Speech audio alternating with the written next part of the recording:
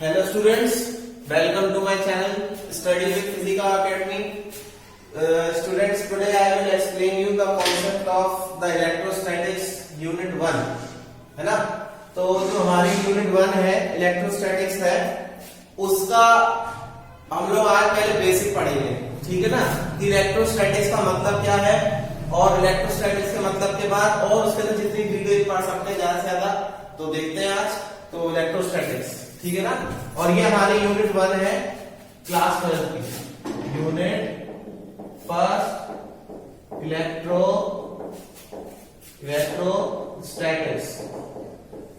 Students, हमारी जो class 12 है उसमें टोटल 9 यूनिट्स हमारे बोर्ड में है, जिसमें से एक है हमारी इलेक्ट्रोस्टैटिक्स यूनिट 1। इस यूनिट 1 इलेक्ट्रोस्टैटिक्स के अंदर 2 चैप्टर है। पहला चैप्टर है, इसके 2 चैप्टर डिवाइड है। पहला चैप्टर है हमारा इलेक्ट्रिक फील्ड एंड चार्जेस और दूसरा चैप्टर है हमारा इलेक्ट्रिक पोटेंशियल एंड कैपेसिटेंस, ठीक है? ये दो हमारे टोटल चैप्टर है। Chapter 1 is this, chapter 2 is this.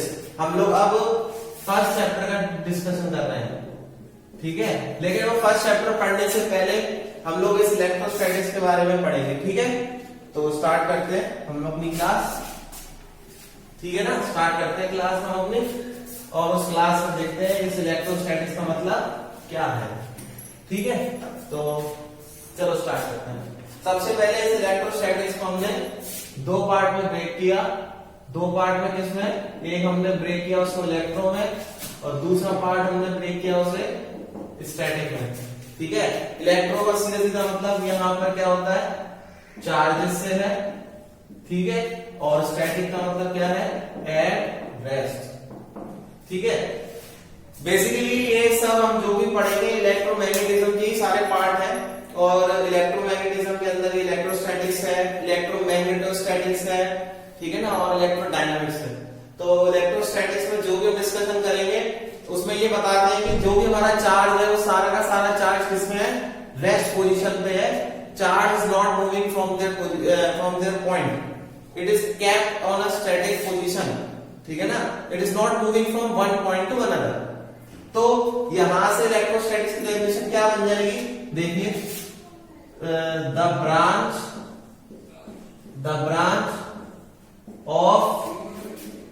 branch of physics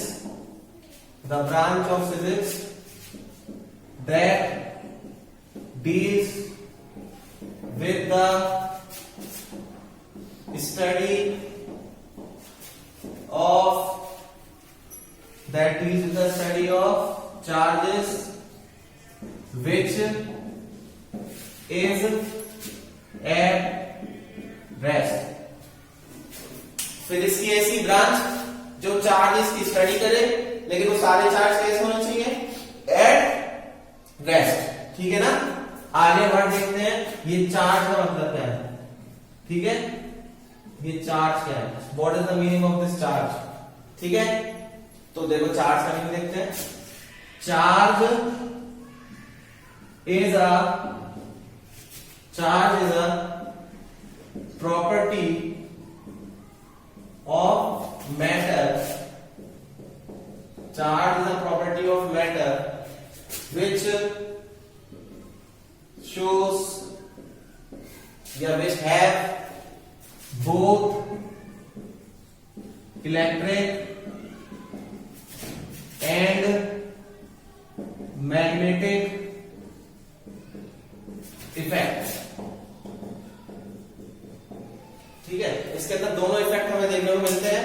कौन कौन से? इलेक्ट्रिक इफेक्ट भी और मैग्नेटिक इफेक्ट भी। Charge basically exert a force, charge basically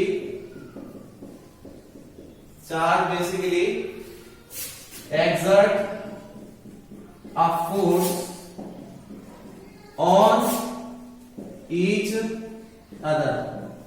charge basically क्या करते हैं? एक दूसरे पे फोर्स लगाते हैं, ठीक है ना? अभी देखेंगे वो कौन सा फोर्स होता है, लेकिन वो चार्ज जो है एक दूसरे पे क्या लगाते हैं? फोर्स लगाते हैं, ठीक है ना? अच्छा आगे देखते हैं आप। अब नेक्स्ट क्या है देखो, अब देखो आगे की बात।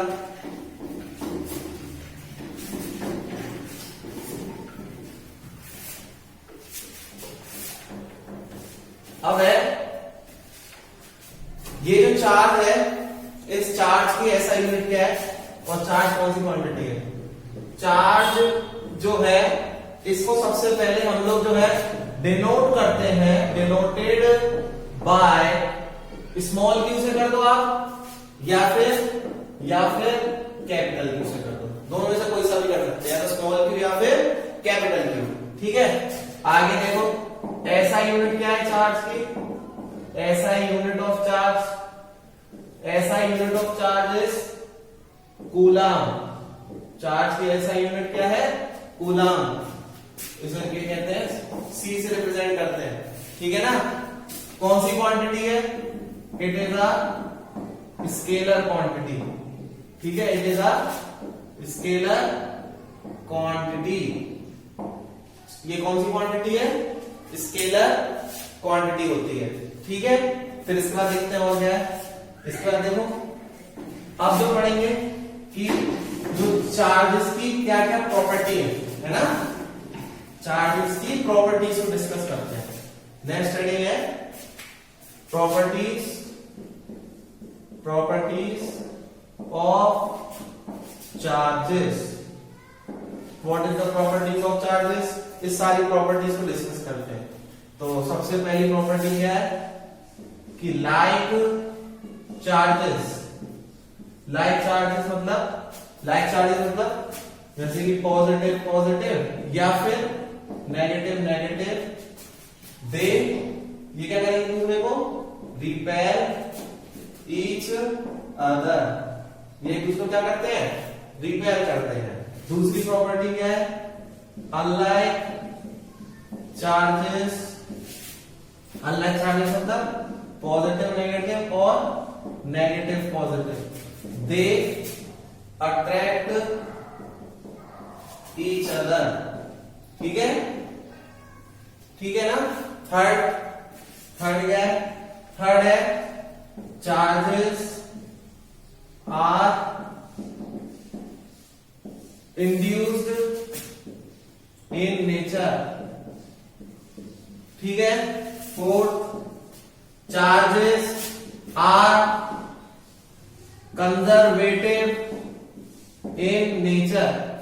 Fifth charges are additive in nature. Sixth charges are quantised in nature. ठीक है ना, सारी वैल्यू हम लोगों को पता होनी चाहिए। ठीक है ना, फिर देखो आगे इसके बाद चार्ज कितने टाइप का है, charge is of two types. कितने टाइप्स के हैं, charges is of two types, दो तरह के चार्जेस होते हैं। ठीक है, तो दो तरह के चार्जेस में कौन कौन से हैं, पॉजिटिव चार्ज, ठीक है, और दूसरा है negative charge. First is positive charge, second is negative charge. अभी सब देखते हैं वन बाय वन। ठीक है, देखते हैं सारी चीजें। चलो नेक्स्ट अब देखते हैं आप क्या देखना है हमें। इसके बाद हम देखते हैं कि देखो ये जो चार्ज वर्ड आया है, ये इसका कैसे मतलब कॉन्सेप्ट आया था। ठीक है ना, इस कॉन्सेप्ट को हम लोग अब डिटेल में पढ़ते हैं कि ये कॉन्सेप्ट कैसे आया था। सबसे पहले जो हमारे साइंटिस्ट थे चार्ल्स ड्यू, इस साइंटिस्ट के बहुत मतलब इंपॉर्टेंट नाम है, हमें याद रखना है ना। चार्ल्स डुफे, इन्होंने नाम इंट्रोड्यूस किया था, दो नाम इंट्रोड्यूस किए इन्होंने। ठीक है, ये देखो ये दोनों नाम हमें पता होना चाहिए। एक है वेट्रियस और दूसरा है रेजिनस। ठीक है, ये दो नाम हमें पता होने चाहिए, पहला वेट्रियस और दूसरा हमारा है रेजिनस। ठीक है, तो पहला इसका मतलब समझते हैं। पहला जो हमारा वो क्या है, वेट्रियस चार्ज। ठीक है, वेट्रियस चार्ज क्या होता है, विट्रियस चार्ज जो है, इन्होंने देखो ये कुछ नहीं, एक तरह से पॉजिटिव चार्ज की एक्सप्लेनेशन है। ये जो है हम लोग जो पॉजिटिव चार्ज देखते हैं ना, उसी के बारे में सारा मतलब डिस्कशन है। तो ये डिस्कशन कैसे है कि जब when a glass rod is rubbed with silk cloth, ठीक है ना, ये ध्यान रखना, when a glass rod is rubbed with a silk cloth, तब ये वेट्रस नाम आया, ठीक है। उन्होंने सजेशन दिया था इस नाम का। फिर दूसरा आया हमारा रेजिनस चार्ज, ठीक है। इस रेजिनस चार्ज का मतलब क्या है, ये नेगेटिव चार्ज की तरह है, ठीक है। ये वाला जो है नेगेटिव चार्ज की तरह है, और नेगेटिव चार्ज का मतलब क्या है, when an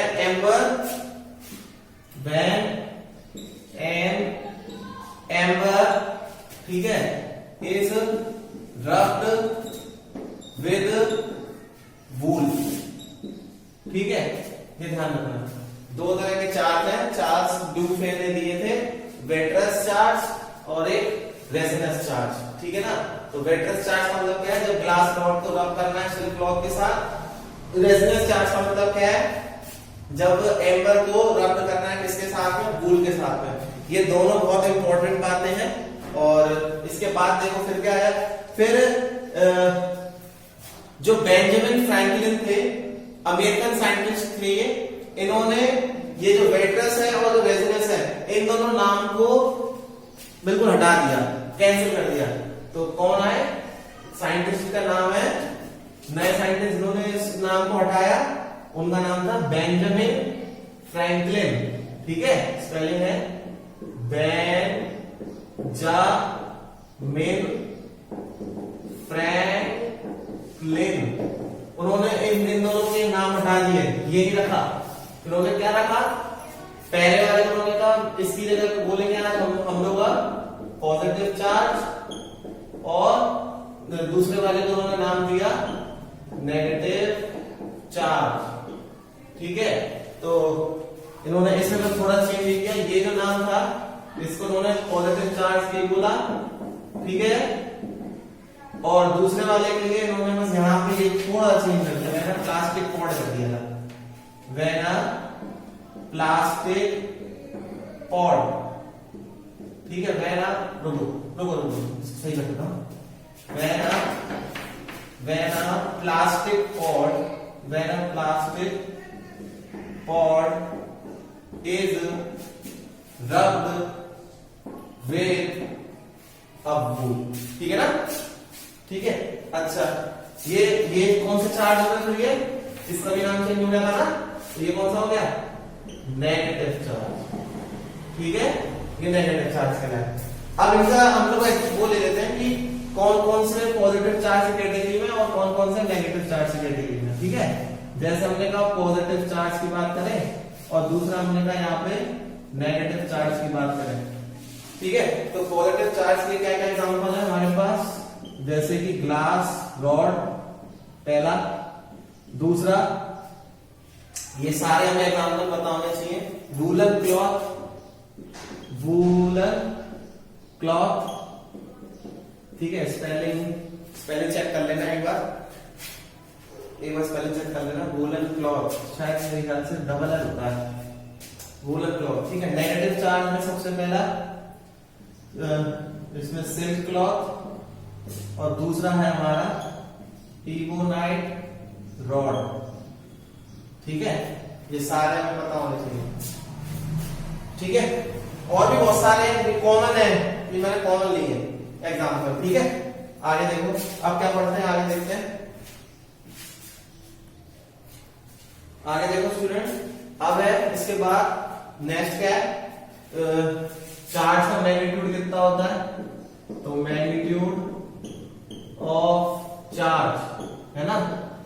तो चार्ज का मैग्नीट्यूड कितना है, Q की वैल्यू मतलब प्लस माइनस 1.6 इंटू 10⁻⁻⁻19 कूलम, ठीक है।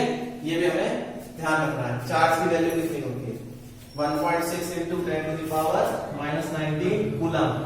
ये सबसे कम से कम वैल्यू है, और पता होता है हमें किस किसकी वैल्यू है, इलेक्ट्रॉन और प्रोटॉन की, ठीक है ना, प्लस माइनस दोनों के फॉर्म में मैंने बता दिया है।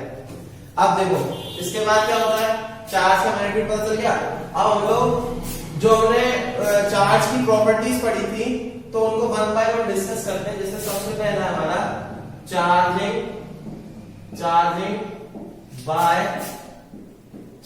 बाय इंडक्शन, ठीक है।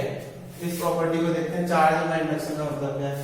चार्जिंग बाय इंडक्शन का मतलब है चार्ज को प्रोड्यूस करना, किसी एक पर्टिकुलर चार्ज को प्रोड्यूस करना विदाउट टचिंग, चार्ज प्रोड्यूस करना, प्रोड्यूसिंग ऑफ चार्ज ऐसे कहते हैं। चलो, production of charge, production of charge without touching with each other। अच्छा एक बात और, चार्ज हम लोग किस तरह से प्रोड्यूस कर सकते हैं? फ्रिक्शन की तरह से प्रोड्यूस कर सकते हैं। जैसे आपने बचपन में सीखा होगा, आप रब करोगे क्या कहते हैं अपने हेयर कॉम को, तो आप क्या देखते हो, जो पेपर होते हैं वो भी उसके आ जाते हैं, मतलब अटैच हो जाते हैं उससे, जिससे आप रब करना चाह रहे हैं। तो आपने क्या करा, चार्ज को आपने वहां पे क्या किया, प्रोड्यूस किया, ठीक है ना। तो वो चार्ज कैसे प्रोड्यूस होता है? चार्ज प्रोड्यूस बाय रबिंग और बाय फ्रिक्शन। तो अब यहाँ पे लेकर हम लोग जो प्रोसेस पढ़ रहे हैं किससे पढ़ रहे हैं? इंडक्शन का प्रोसेस है, ठीक है। तो चार्जिंग और production without touching with each other, ठीक है। अब here we are discussing the two bodies. देखो सबसे पहले हमने क्या करा, एक मेटालिक स्फीयर लिया जिसको किसी इंसुलेटिंग स्टैंड से कनेक्ट कर दिया और इसके अंदर यूनिफॉर्मली चार्ज डिस्ट्रीब्यूटेड थे लाइक दिस, वो मतलब अलग अलग तरीके से, ठीक है। अब हमें क्या करना है, ये चार्ज इसके अंदर डिस्ट्रीब्यूटेड है। फिर हमने क्या करा, ये फर्स्ट स्टेप था, this is our first step. अब सेकंड स्टेप में क्या करा, इसी जो कंडक्टिंग स्फीयर था जो इंसुलेटिंग स्टैंड से कनेक्ट कर रखा था, फिर इसको हमने क्या करा, एक ग्लास रॉड इसके बिल्कुल नियर अबाउट ले आए on the left hand side. तो हमने क्या पाया, प्रॉपर्टी ऑफ चार्जेस लगाई। तो चार्जेस की प्रॉपर्टी क्या कहती है कि जो अनलाइक चार्ज है वो अट्रैक्ट हो जाएंगे। अट्रैक्ट होने मतलब है यहाँ पे जो मेटालिक स्फीयर है इसके अंदर के जो नेगेटिव चार्ज होंगे वो सारे लेफ्ट हैंड साइड, देखो लेफ्ट हैंड साइड की तरफ सारे एक साथ इकट्ठे हो जाएंगे। तो सेम अमाउंट में जो पॉजिटिव चार्ज होंगे वो इंड्यूस्ड हो जाएंगे on the further side. Further side मतलब ऑन दिस साइड, ठीक है। ये हमारा सेकंड प्रोसेस हो जाएगा। अब थर्ड प्रोसेस में क्या होगा, थर्ड प्रोसेस में यही जो हमारा मेटालिक स्फीयर है ना, यही मेटालिक स्फीयर को हमने यहाँ ग्लास रॉड तो लगाई रखी है, लेकिन यहाँ पे अब हमने क्या कर दिया, इसको ग्राउंडेड कर दिया इस तरीके से, ये ठीक है। तो ग्राउंडेड से हम क्या पाएंगे, जो एक्सेस ऑफ चार्ज है इस ऑन दिस साइड वो सारे के सारे अर्थिंग उसे अपनी तरफ अट्रैक्ट कर लेगी। तो फाइनली हमने क्या करा, इस जो रॉड लगाई थी ग्लास रॉड, अगर हम इसको रिमूव कर देंगे तो इसके अंदर फाइनली क्या होगा, जो मेटालिक स्फीयर हमने ले रखा था जो किसी इंसुलेटिंग स्टैंड से कनेक्ट था, तो फाइनली हम लोग क्या पाएंगे इसके अंदर, अब इसके अंदर केवल नेगेटिव चार्ज एपियर होगा। तो क्लियर हुआ क्या मैंने बताया? देखो दोबारा से, सबसे पहले आपने मेटालिक स्फीयर लिया, उसको किसी इंसुलेटिंग स्टैंड से कनेक्ट कर दिया जिसके अंदर पहले से कोई चार्ज रखे हुए थे इनके पास। फिर इसके बाद हमने मेटालिक स्फीयर के पास में हमने फिर क्या करा, एक ग्लास रॉड ले गया है। Glass rod consist of positive charge. जैसे पॉजिटिव चार्ज ले गए तो इसके अंदर के नेगेटिव चार्ज एपियर हो गए लेफ्ट हैंड साइड पर, सेम अमाउंट में पॉजिटिव चार्ज एपियर हो गए जो कि इंड्यूस्ड हो गए on the right hand side. फिर हमने क्या करा, इसी राइट हैंड साइड जो फर्दर पार्ट था उसको हमने ग्राउंडेड कर दिया। ग्राउंडेड से हमने क्या पाया, जितने भी एक्सेस ऑफ चार्जेस थे या एक्सेस ऑफ चार्ज जो भी एग्जिस्ट कर रहे थे वो सारे के सारे इस अर्थिंग की तरफ अट्रैक्ट कर लिए, और जो हमने ग्लास रॉड लगा रखी थी उसे हटा दिया। तो फाइनली हमने क्या पाया, इस मेटालिक स्फीयर के अंदर यूनिफॉर्मली जो है नेगेटिव चार्ज रह गए और ये हमने प्रोड्यूस कर दिया। यही हम कह रहे थे, production of a charge without touching with each other. तो हमने यहाँ ये जो पॉजिटिव चार्ज था इसको टच नहीं किया ना, तो इसके से ये प्रोडक्शन हो गया। ठीक है, क्लियर हो रहा होगा थोड़ा बहुत। अब देखो सेकंड देखते हैं।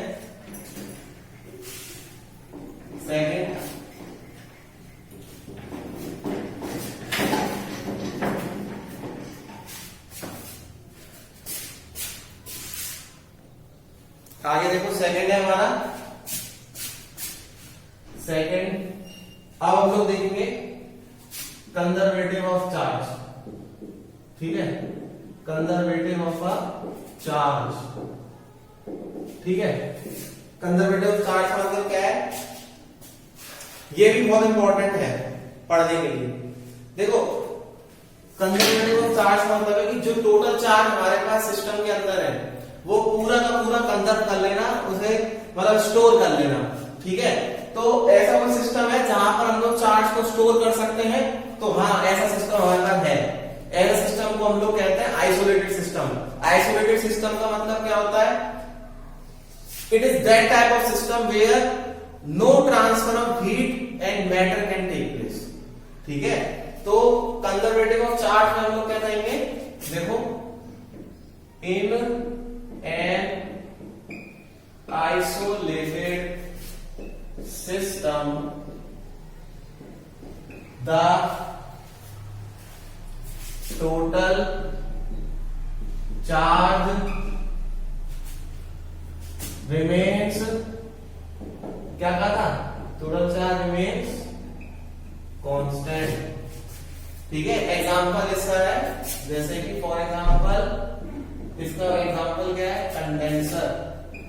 ठीक है, कंडेंसर है इसका एग्जांपल, जिसे हम कैपेसिटर भी कहते हैं। ठीक है, थर्ड देखो, थर्ड है एडिटिविटी ऑफ अ चार्ज। ठीक है, एडिटिविटी ऑफ अ चार्ज। ठीक है, एडिटिविटी ऑफ चार्ज का मतलब क्या है ये देखते हैं। एडिटिविटी ऑफ चार्ज का मतलब है कि चार्ज का आपस में ऐड होना। ठीक है, means charges are additive in nature, that is total charge capital Q is the sum of, is the integral sum, is the integral sum of all the integral sum of all the other charges present on that system या फिर in that system। ठीक है, यानी कि capital Q किसके बराबर होगा, Q3 dot dot dot up to Qn। तो जितने भी सिस्टम के अंदर चार्ज होते हैं सारे के सारे क्या होते हैं, वो एक दूसरे के साथ में ऐड ऑफ होते हैं, जुड़ते हैं वो। ठीक है ना, हमें ये भी ध्यान रखना है। ठीक है, इसका एग्जांपल देखो, एग्जांपल बहुत सारे हैं इसके भी, लेकिन हम लोग ज्यादा नहीं पढ़ेंगे। NaCl, इसमें क्या होता है Na प्लस Cl। इसी तरह से पेयर प्रोडक्शन और पेयर एनिलेशन भी होता है। पेयर प्रोडक्शन और पेयर एनिलेशन भी बहुत मतलब इंपॉर्टेंट टॉपिक है, लेकिन ये तुम्हारे सिलेबस में अभी है नहीं, ये जो है आपका अपर क्लास में पढ़ते हैं, लेकिन आप फिर भी अगर आप कहते हो तो मैं बता देता हूँ। पेयर प्रोडक्शन में क्या होता है कि कोई भी एक गामा रे फोटोन जो है वो इलेक्ट्रॉन और पॉजिट्रॉन में कन्वर्ट हो जाता है, यानी कि गामा रे फोटोन ये। ठीक है, गामा रे फोटोन जो है वो आपका इलेक्ट्रॉन और पॉजिट्रॉन में कन्वर्ट हो जाता है। ठीक है, ये ध्यान रखना, इसको हम लोग कहते हैं, ये हमारा pair production, this is known as pair production, where a gamma ray photons get converted into electron and positron, this is electron, this is positron। whereas जब इलेक्ट्रॉन और पॉजिट्रॉन मिल जाए तब वहां पे 2 गामा फोटॉन्स बन जाए, गामा रे फोटॉन्स, इसे हम लोग कहते हैं पेयर एनिहिलेशन। ठीक है, ध्यान रखना, ये पेयर एनिहिलेशन कहलाता है, एनिहिलेशन। ठीक है ना, ये भी बहुत इंपॉर्टेंट है।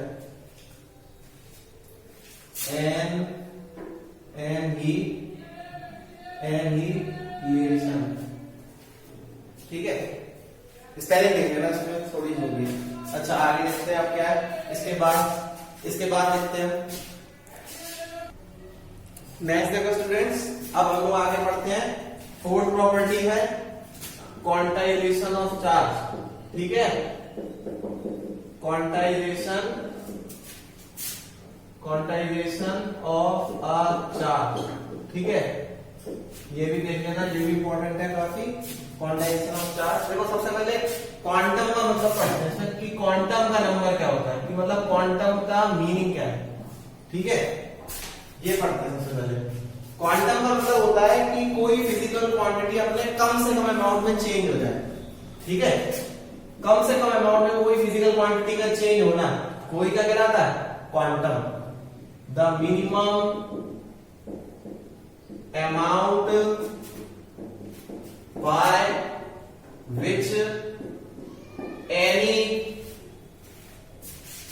by which any physical quantity change या can change, ठीक है, is known as quantum of that value या quantum of that physical quantity. तो आगे इसके बाद क्या है, एक्सपेरिमेंट में ये पाया गया कि जो भी हमारे चार्जेस हैं वो हमेशा अपनी वैल्यू को डिस्क्रीट वैल्यूज में शो करते हैं, ना कि कंटीन्यूअस फॉर्म में। ठीक है ना, तो ये भी बात लिख देता हूं, various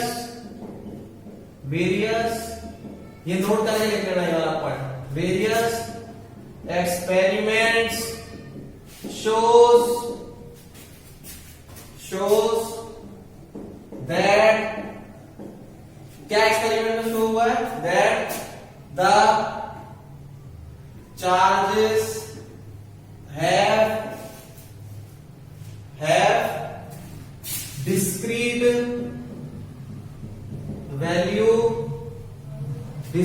values instead of continuous value. ठीक है, डिस्क्रीट वैल्यू होती है कंटिन्यूअस वैल्यू की जगह पे, तो इसी वजह से क्वांटाइजेशन ऑफ अ चार्ज क्या कहलाता है, वो ये कहलाता है कि total charge of any system, ठीक है, Q is an,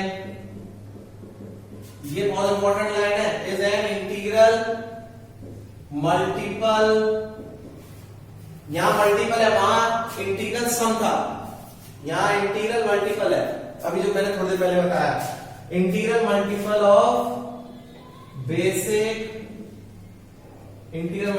of basic charge, that is electron और प्रोटॉन। ठीक है, तो यानी कि इसका फॉर्मूला क्या है, Q is equals to plus minus n e, this is the formula. Where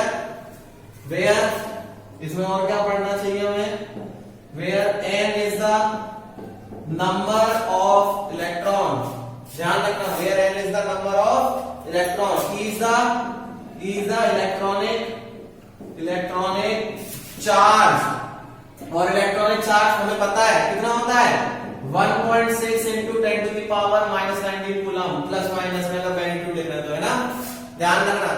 ये बहुत इंपॉर्टेंट है क्वांटाइजेशन ऑफ चार्ज, ये पूरा मैंने एकदम परफेक्ट लिख दिया, इसे आप याद भी कर लेना। ठीक है, अगर कोई आपसे पूछे तो। ठीक है, आगे देखो, अब इसके बाद नेक्स्ट देखो स्टूडेंट्स, वेरी वेरी इंपॉर्टेंट, मतलब इस यूनिट का बेस है, बेस जो अब करने जा रहा हूं, ये बेस है यूनिट का। बेस मतलब है कि इसके बिना आपकी इलेक्ट्रोस्टैटिक यूनिट आपको समझ में नहीं आएगी। ठीक है ना, तो बेस क्या है, base is in the sense कि एक ऐसा फॉर्मूला है जो कि मतलब इस यूनिट के लिए तो मेन है ही है, आगे की जितनी यूनिट पढ़ोगे उसमें से कुछ यूनिट में आपको उस फॉर्मूला की जरूरत पड़ेगी, और ये फॉर्मूला हमारा कूलम लॉ। ठीक है, या फिर इसको एक और नाम से बोलते हैं इलेक्ट्रोस्टैटिक फोर्स। ठीक है, इलेक्ट्रोस्टैटिक फोर्स, ठीक है, इलेक्ट्रोस्टैटिक फोर्स। ठीक है। तो कूलम्ब्स लॉ क्या कहता है, बहुत इजी है। कूलम्ब्स लॉ देखो, जो आपने दो कोई चार्ज बॉडीज ले ली, this is the charge bodies और these charge bodies consist of charge Q1 and Q2 and they are separated by a small distance r, ठीक है। तो अकॉर्डिंग टू कूलम्ब्स लॉ क्या होता है, अकॉर्डिंग टू कूलम्ब्स लॉ, क्या है Coulomb's law, the force of attraction और repulsion, इसका मैंने ये वर्ड क्यों बोल रहा हूं, फोर्स ऑफ अट्रैक्शन और रिपल्शन। बच्चों देखो, मान के चलो आपके पास यहां पर एक द फोर्स ऑफ अट्रैक्शन और repulsion between two point charges, ठीक है।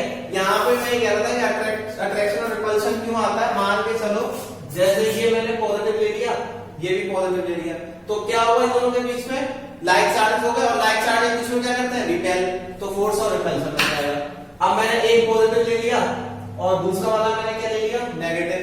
अब अनलाइक हो गए तो अट्रैक्शन। तो इसी वजह से और वर्ड बहुत काम का वर्ड है ये। और क्या बता रहा है, और ये बता रहा है कि ये जो फोर्स है, इनके बीच जो चार्जेस के बीच जो फोर्स लगेगा वो या तो अट्रैक्टिव हो सकता है या फिर वो रिपल्सिव हो सकता है, ठीक है ना। तो इसलिए और लगाया, तो अट्रैक्टिव रिपल्सिव समझ में आ गया, चार्जेस की वजह से हो सकता है। चार्ज के नेचर पे डिपेंड करेगा कि चार्ज का नेचर कैसा है, कि वो पॉजिटिव है या फिर वो रिपल्सिव है। तो आगे देखते हैं बिटवीन 2 पॉइंट चार्जेस, ठीक है। ये बहुत इंपॉर्टेंट वर्ड है, ये फोर्स है ना, is directly proportional to the product of the charges, directly proportional किसके है, product of the charges के है, ठीक है, and inversely proportional to the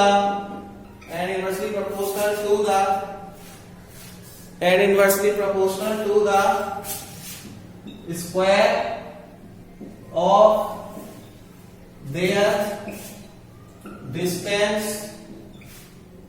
between them, ठीक है।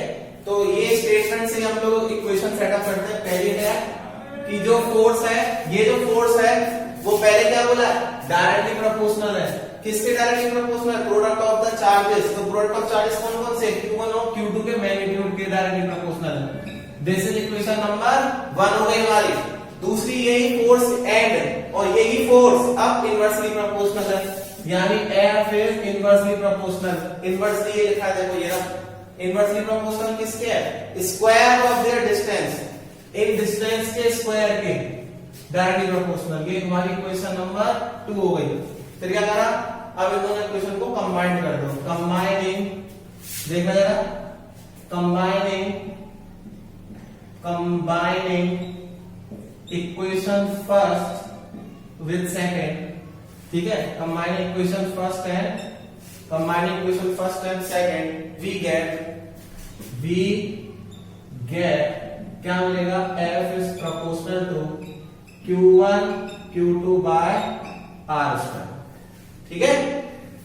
F is proportional to Q1 Q2 by R square. फिर क्या होगा, प्रोपोर्शनलिटी साइन हटाते हैं तो कोई कांस्टेंट आ जाता है K, Q1 Q2 by R square. अच्छा, ये K क्या है, इस K की वैल्यू होती है, K की वैल्यू है 1/4 पाई एप्सिलॉन नॉट। इस K की वैल्यू यहां पुट कर दो तो क्या आ जाएगा, F equals to 1/4 pi epsilon nought Q1 Q2 by R square. ये है हमारा सबसे इंपॉर्टेंट फॉर्मूला, ठीक है, यही हमारा सबसे इंपॉर्टेंट फॉर्मूला है। अच्छा, इसमें जो ये एप्सिलॉन नॉट है इसे क्या कहते हैं, इसे कहते हैं absolute permittivity, absolute permittivity of free space. ठीक है, absolute permittivity of free space कहलाता है। ठीक है, अच्छा देखो ये जो 1/4 एप्सिलॉन नॉट है और जो सिंपल एप्सिलॉन नॉट है, इन दोनों की अपनी अपनी वैल्यूज है। ठीक है ना, इन दोनों की अपनी अपनी वैल्यूज क्या क्या है। इसकी जो वैल्यू होती है वो कितनी होती है, 9 × 10⁹। यूनिट निकाल लो, आर को इधर भेज दो, आर स्क्वायर को, तो न्यूटन इंटू मीटर स्क्वायर पर चार्ज के लिए क्या हो जाएगा, पर कूलम स्क्वायर। ठीक है, ऐसे एप्सिलॉन नॉट की वैल्यू होती है। इस एप्सिलॉन नॉट की वैल्यू क्या होती है वो भी लिख देते हैं। एप्सिलॉन नॉट की वैल्यू है 8.85 × 10⁻12। इस वैल्यू को रिवर्स कर दो तो यूनिट भी रिवर्स हो जाएगी, तो कूलम स्क्वायर पर न्यूटन इंटू मीटर स्क्वायर। तो आज हमने ये जो टॉपिक पढ़ा है, ठीक है ना, काफी इंपॉर्टेंट टॉपिक था और इसके बाद की जो डिस्कशन है सब आपको मिल जाएगा। तो आप इसको याद करें, पढ़ें, नोट डाउन करें। ठीक है, लेकिन इस फॉर्मूले को कभी नहीं भूलना है, ये कूलम्स लॉ का फॉर्मूला। ठीक है, और चैनल को सब्सक्राइब जरूर करें, study with Physica academy. Thank you all, God bless you.